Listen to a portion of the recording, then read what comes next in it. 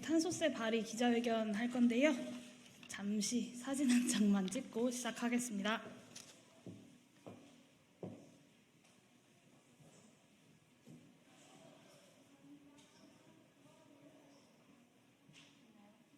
감사합니다. 안녕하세요.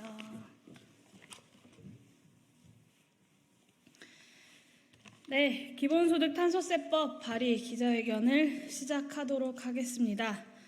22대 국회 첫 번째 정기회 기본소득 탄소세법 반드시 통과시켜 주십시오. 안녕하십니까. 기본소득당 대표 국회의원 용혜인입니다. 기본소득당은 오늘 당론으로 21대 국회에 이어서 22대 국회 최초로 탄소세법을 발의합니다. 2026년 EU 탄소국경 조정제도의 본격 시행으로 글로벌 탄소국경 체제를 앞두고 있는 지금 우리나라 수출 경제를 지켜내려면 조속한 탄소세 도입은 필수 불가결합니다. 기본소득당은 22대 국회 첫 정기회에서 탄소세 도입을 모든 원내정당들에게 촉구하고자 합니다.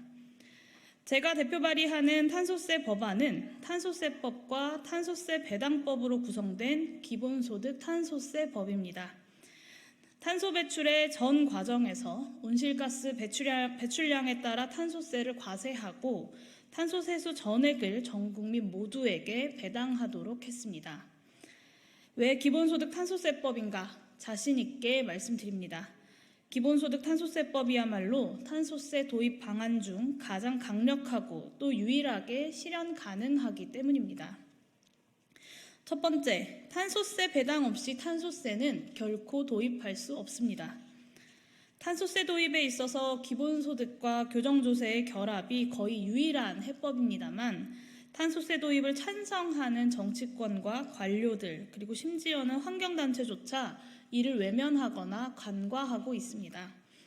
2018년 유류세 인상에 저항한 프랑스 노란조끼 운동을 전가의 보도처럼 반복하며 탄소세의 역진성을 극복할 방안이 없다고만 이야기하고 있습니다. 하지만 사실과 다릅니다. 작년 국책연구기관인 한국조세재정연구원 연구에 따르면 탄소 배출량 1톤당 6만 원의 탄소세를 부과하고 1인당 연간 11만 원을 배당하는 탄소 배당 정책이 시행되는 경우 탄소 배출을 감소시키면서도 전체 가구 중 77.6%가 가처분 소득의 증가 등 구매력에서 이득을 보면서 소득 분배 또한 개선되어 분배적 형평성이 개선된다라고 그 결과를 분명히 밝히고 있습니다. 스위스는 2008년부터 난방용 연료에 탄소 부담금을 부과하고 그 세수 중에 3분의 1을 전 국민에게 동등하게 분배하고 있습니다. 이후 스위스의 난방용 연료 탄소 배출량은 1990년부터 2019년 사이 30%나 감소했습니다. 반면 탄소 부담금을 적용하지 않은 자동차 연료는 탄소 배출량이 거의 감소하지 않았습니다. 스위스는 탄소 배출 1톤당 12스위스 프랑으로 시작했던 부담금을 2019년 96 스위스 프랑까지 8배나 올렸지만 탄소세 배당과 연동한 덕분에 프랑스처럼 거센 조세 저항을 겪지 않았습니다. 결론은 매우 간단하고 또 명확합니다.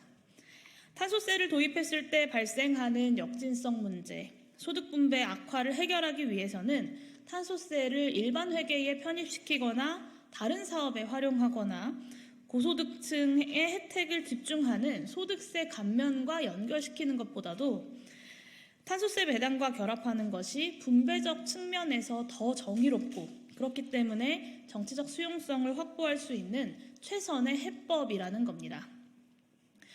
2019년 노벨경제학상 수상자 27명을 포함한 3,500여 명의 미국 경제학자들이 월스트리트 저널에 탄소세 배당에 대한 경제학자들의 성명이라는 것을 발표하면서 탄소세가 탄소 배출을 줄이는 데에 비용적으로 가장 효과적인 방법이고 탄소세를 통해서 얻어진 수입은 국민에게 모두 배당하는 것이 형평성과 정치적 수용도를 가장 높이는 방법이라고 강조했던 이유도 동일합니다.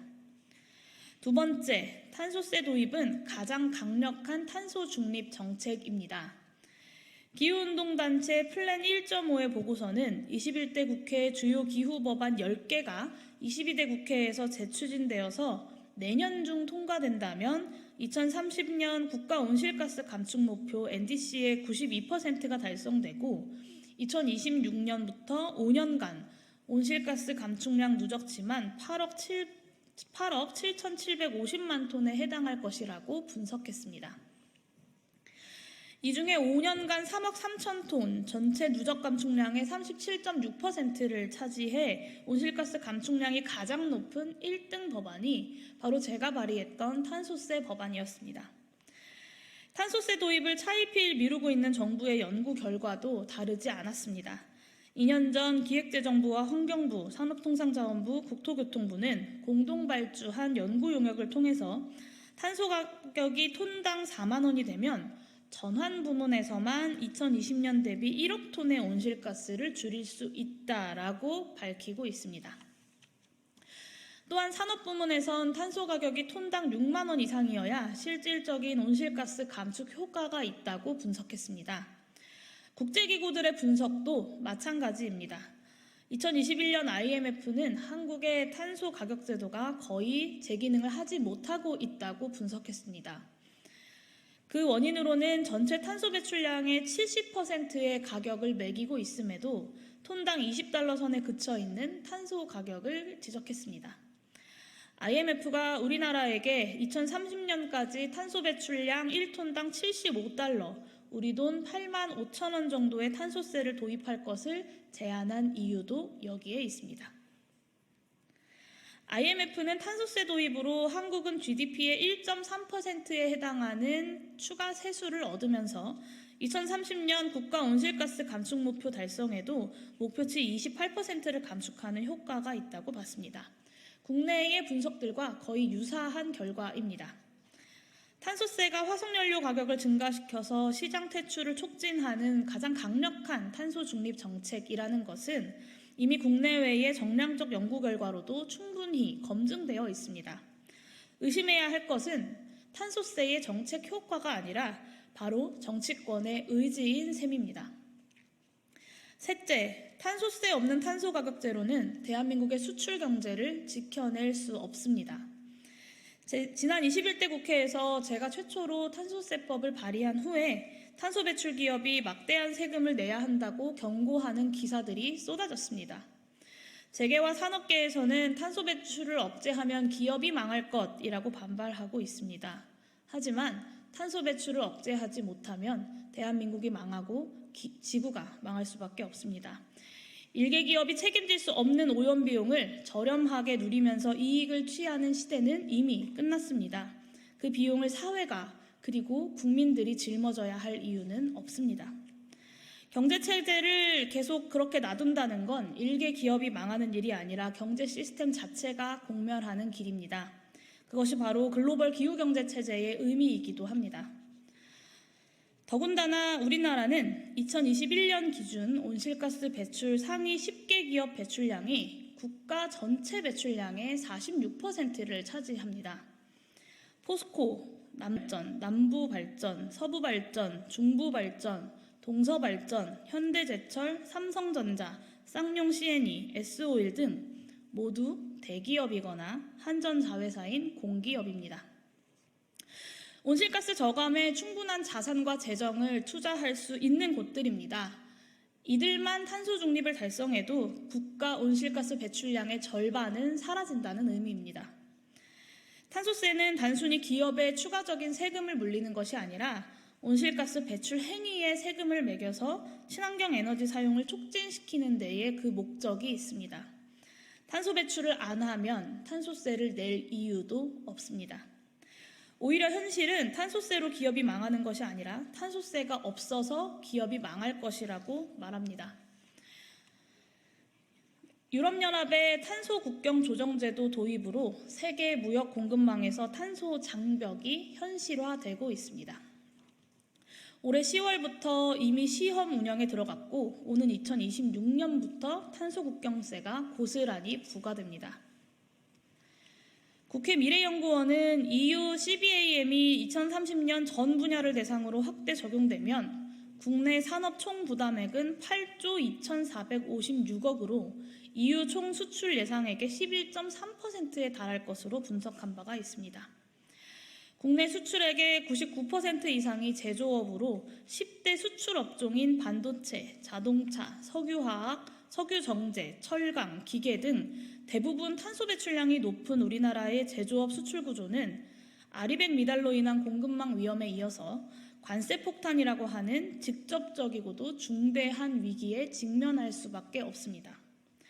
더군다나 국내 탄소세 도입이 불발되어서 글로벌 탄소 가격 제도를 감면하거나 면제할 수 있는 제도가 없다면 국가 세수로 걷어서 활용할 수 있는 탄소 부담금을 다른 나라의 관세로 고스란히 내놓아야 합니다.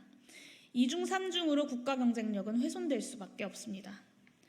마무리하겠습니다. 앞으로 3년이 기후위기와 국제적 탈탄소 구조조정에 대한민국이 대응할 골든타임입니다. 국내 대부분의 탄소 배출을 대기업과 발전 공기업들이 담당하고 있는 상황에서 당장의 손해 규모만 강조하면서 해결을 미룬다고 될 문제가 아닙니다. 오히려 경제적 파급 효과를 잘 관리하기 위해서라도 탄소세 도입을 통한 탄소 가격 체제의 개편, 재생에너지 산업 전환을 위한 국가 인내 자본의 투자가 하루빨리 이루어져야만 합니다. 오해를 불식시키고자 다시 한번 강조합니다. 탄소세 배당, 탄소세 기본소득은 그 배당 금액을 높이는 데에 목적이 있지 않습니다. 기본소득 실현이 먼저가 아니라 기후위기 해결을 위해 필요한 정책입니다. 오히려 탄소세 도입으로 탄소 중립이 실현되면서 탄소세 배당, 탄소세 기본소득은 점점 사라질 수밖에 없습니다. 기본소득을 지급하기 위해서 탄소 배출을 늘릴 이유도 전혀 없습니다. 그러나 탄소세 배당은 지금의 탄소세 도입을 위해서는 반드시 필요합니다. 탄소세의 역진성으로 인한 저소득층의 부담을 최소화하고 조세 저항 역시 최소화함으로써 국가의 탄소 감축 목표에 따른 탄력적 조세 운용을 가능하게 할 것입니다. 탄소세의 교정적 효과를 실현하기 위한 최적의 방법입니다. 작년 5월 지난 21대 국회 기획재정위원회에서 탄소세법 심사가 다시금 재개됐지만 결국 통과되지는 못했습니다. 심각성에 비해서 정치권의 논의는 너무나도 부진합니다. 탄소중립기본법 제57조는 정부는 기후위기와 에너지, 자원의 고갈 문제에 효과적으로 대응하기 위하여 온실가스와 오염물질을 발생시키거나 에너지 자원 이용 효율이 낮은 재화와 서비스를 줄이고 환경 및 기후 친화적인 재화와 서비스를 촉진하는 방향으로 조세 제도를 운영하여야 한다라고 되어 있습니다. 탄소 중립으로 나아가기 위해 마땅히 탄소세 도입은 국가적인 중요 책무라고 볼 수 있는 것입니다. 올해 말 우리나라의 유일한 에너지 세제인 교통에너지 환경세 일몰이 다시 다가오고 있습니다. 탄소세 도입 논의, 이제는 끝을 맺어야 합니다.